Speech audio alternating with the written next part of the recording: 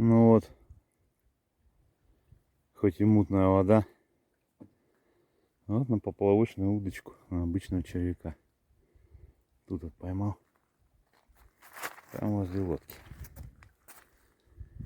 Вода падает, начинает бродить, клевать. Красавчик какой. Вон какой у него парус с отливом.